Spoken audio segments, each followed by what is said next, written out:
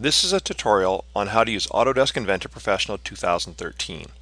To get started, the welcome screen opens up and when you open up the program, and what I want to do is just uncheck this display at startup button, and that way when it starts up it goes directly into the program. So I'm going to click on close here, and here's the basic program, and you get nothing on the screen yet because you actually have to open up a brand new file.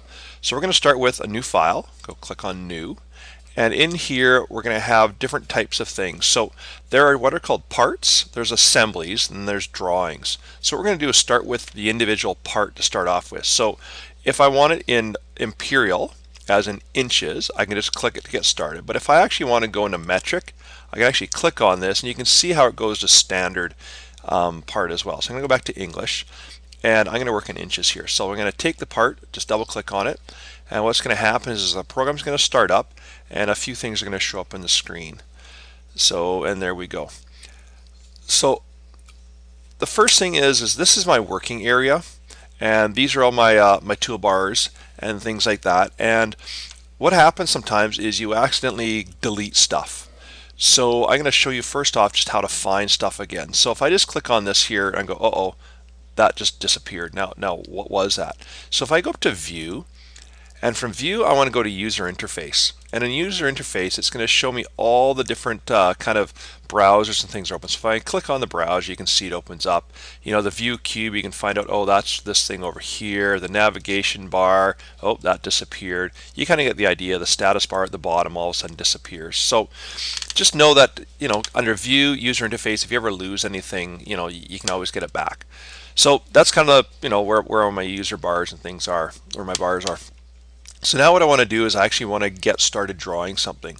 So I'm going to go to 3D model, and at 3D model what I want to do always is you start with a 2D sketch. So we're going to see, this is the first button up here. So we're going to start with a 2D sketch. So I'm going to click on it, and now what happens is my planes show up and I'm actually able to draw. So you can see this is what's called my top view. Okay, this in my world is my right view, and this is my front view. So what I'm going to do is I'm going to start by drawing a box on the top view. So when I click on this, now what's going to happen is it switches into my 2D drawing mode, right?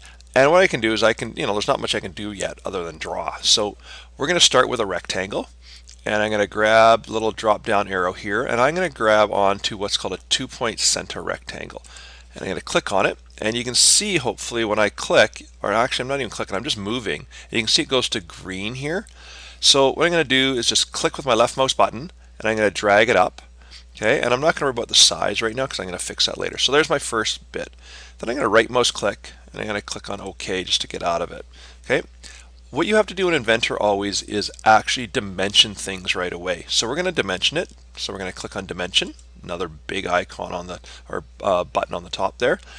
And I'm just going to click on a line, and I'm going to say that this is going to be 2.75, and I can see it disappears, and I'm going to use my scroll button, and I'm going to scroll out. You can see if I scroll in, scroll out, and then I'm going to also dimension on this side my button as well, or sorry, my line is 2.75, and now I have a perfect square. And I'm going to finish this off just by clicking on Finish Sketch. Okay, and there's my sketch now. Now I can zoom in and zoom out. I can hold my scroll button down and I can move back and forth. I can hold the Shift key down and the center scroll button, and I can spin it around, and I'm lost. So what you can do up here is I can click on the Home button and it'll put me back to the default orientation. Okay, so now what I want to do is make this into a 3D. Right now it's in a 2D flat sketch. I'm going to convert this to 3D now. So I'm going to come up to Extrude. And when I click on Extrude, it's automatically going to come up with this new menu, and you can see that the box has actually been extruded up higher. So a couple different things I can do. In here I can type in, the thickness, or up in here I can type in the thickness. So I'm going to type in here, it's going to be 0.125. Okay.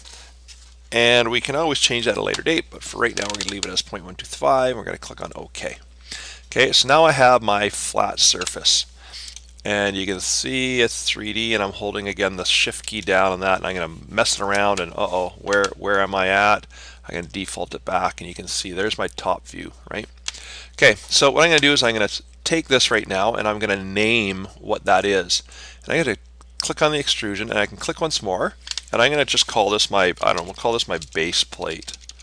Okay, or just my base. Let's just use it as base. Again, it's a good thing to name it in the Explore bar here so you know what parts you're at. Again, I'm going to click somewhere else. So we're going to finish off there, and that is my first thing that I'm going to save. And you would come up to save, and you're going to see that I have a whole bunch of parts in here, and I would call it and name it something, and let's just call it my base. Okay, and you can see I've got a few different names in here, but let's just call it my base for useless box. Okay, and we click on save, and then I'd have my part done. So I'm going to stop here. This is the beginning of the first tutorial on how to kind of get started in an Autodesk Inventor.